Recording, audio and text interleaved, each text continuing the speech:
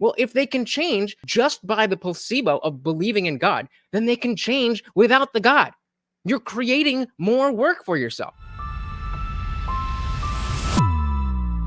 Important for people in society to believe that they have the capacity to change themselves and to make different decisions than what biology would drive them to do. So you say, well, it's biology that drives you to get out of bed in the morning, which is almost Calvinist in sort of the way that it's described, right? It's like you're predestined to get out of bed in the morning, so thus you get out of bed in the morning. But the reality is that we are constantly making decisions as though those decisions make a difference in the universe. And what social science actually does tend to show is that when people believe that they have control over their own actions, and when they believe that they're capable of changing the way that they live, they do make those changes with more alacrity and in better directions than if they don't believe that. If people tend to believe in a deterministic universe. Okay, but all that means is that we have to be better at getting people to understand that they can change, not giving them another or different false thing that, oh, if you believe in God, you can change. Well, if they can change just by the placebo of believing in God, then they can change without the God. You're creating more work for yourself. You're creating more work. They do act worse. So it may work. This is going to be sort of Straussian in its implications, but that may work for you. You're a very high IQ individual who can somehow reconcile the idea of living a very purposeful life with the idea that actually there's no purpose to anything. But for the vast majority of people, that is not actually how they live. And I would suggest that even in your daily life, you don't get out of bed in the morning thinking, man, my biology is driving me this morning to get on the bike, have a great day. The sun is shining. That's my biology doing this. And I don't think that most people who live purposeful lives, even if they believe that everything they're doing is predetermined by the world around them, by their own biology, I don't believe they actually feel that. They have to engage in what they themselves would term an illusion in order to feel a sense of purpose and meaning in their lives. Of course. Sure. Yeah, exactly. The idea that we feel like we have free will is nothing new. This is, Dan Dennett has gone back and forth with Sam Harris for years about whether or not we have free will. And Dan Dennett, another philosopher, his bottom line is like, okay, if I feel like I don't have any, the free will that we talk about just in normal conversation, like, is somebody physically stopping you from doing this or that? As long as you feel that freedom, that's all that we mean when we say free will. And you can define it like that. You can change the words. I would call it semantic obfuscation, but that doesn't get us anywhere. And so the understanding that, okay, yes, we don't have free will, but we feel like we have free will is a thing. So what? You've done nothing. I don't believe they actually feel that. They have to engage in what they themselves would term an illusion in order to feel a sense of purpose and meaning in their lives. Of course, but that's what the evolutionary process, in my view, in my worldview, I should say, has done so well, is provide precisely that illusion. I mean, it's not as that, I mean, you say, look, you don't get out of bed in the morning thinking, gosh, look at my biological neurons drive. are firing, yeah.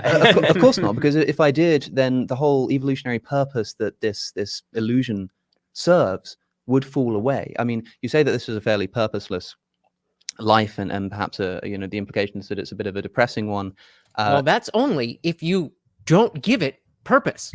Just because there's no inherent purpose doesn't mean it can't have a purpose. It just means it doesn't. That's all. I didn't come here to inspire optimism in people. I just think it is in fact the case. By the way, it is in fact the case that free will doesn't exist, and we may feel very nihilistic towards that, but as a wise man once said, facts don't care about your feelings. And I will say that the argument against free will, in my view, is based upon something broader than just scientific analysis or empirical research.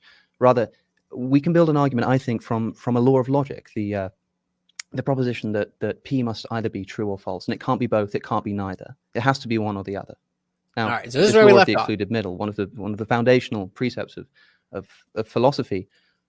We can simply ask a question of any kind of mental activity, and this will be regardless of whether it's material or immaterial. That's what makes this a crucial argument, and an important one, a pertinent one, is that you can ask of that mental activity, is it determined or is it not? That is it determined by anything else, or is it completely undetermined by anything? If it's undetermined by anything, then it's random, and you're by definition not in control of that which is random. If it's determined by something, then it could be random. It's either determined by something further inside your mind or inside your brain or indeed inside your soul, or it's determined by something external to your brain. So it's something, it's randomness, it's something inside your brain, or it's something external. If it's determined by something external to yourself, I should say yourself rather than your brain here to rid this conversation of any implicit materialism, exterior to yourself, if that's what's determining the action, then clearly you're not in ultimate control of that action. Nope. If it's something inside of yourself somewhere, then all you do is push the problem back and you ask the question again, is that thing determined or is it indeterminate? So again, we ask the question of the ice cream. Is that determined or is that indeterminate? If it's determined, then you do not have free will. So indeterminate, it's random, determined. You keep going back until you either terminate in something outside of the self, something, or I suppose something undetermined and therefore random, either of which you are completely out of control in. If you say that it terminates in something like a soul, people like to do this. They say, well, look, with a religious philosophy, we have the benefit of introducing a soul. That doesn't solve anything. Because you still need to, it's not a matter of having to explain the mechanism by which the soul brings about actions. That may well be a mystery. But if it is the case that whatever it is that's doing that is either determined or it's not, and that if it's not, it's random and therefore out of your control, and that if it is, it ultimately terminates in something outside of yourself or something random, and both of which are out of your control, free will cannot exist. Free will cannot exist. Well, something I can say that applies to both of them, in my opinion, would be only a Sith deals in absolutes. All right, fair enough. Fair enough. We still got to do our, our original trilogy movie night. I'm definitely down for that. To be said, if I ate chocolate all the time as a kid, I would like vanilla now. Exactly. Well, so I would be careful. That argument does rely on the complete deconstruction of the self. Right? I mean, you're using the term self in this argument in, I think, a couple of different ways. You're saying something outside yourself, but then you're breaking down the self into a bunch of separate components as though the self is a computer. Right? As though if you took the self and you broke it down into a machine, and there's like the microchip, and you got the processor, you got all these different parts of it. So it has to be coming from here, or it has to be coming from here. But I think the very idea that we have of ourselves as selves is as a deciding being. And so well, but this is what he was saying about, well, some people will call this a soul. Then that still doesn't help you because you didn't choose your soul.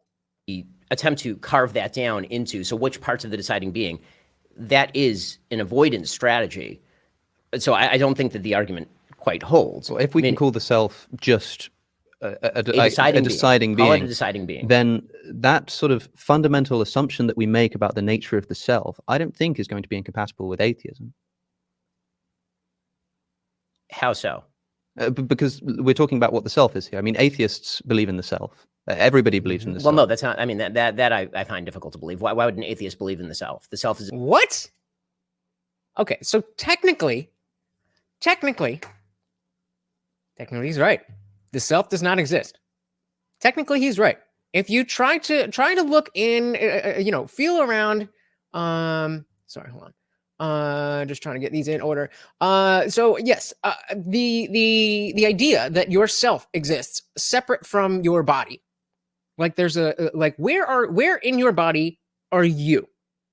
Like if you point to your knee, you'd be like, okay, I clearly I'm not in there.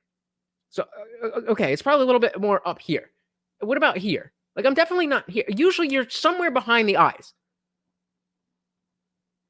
And that the difference between that feeling and the feeling of when you point at your knee, he's technically right. There's no difference there. How so?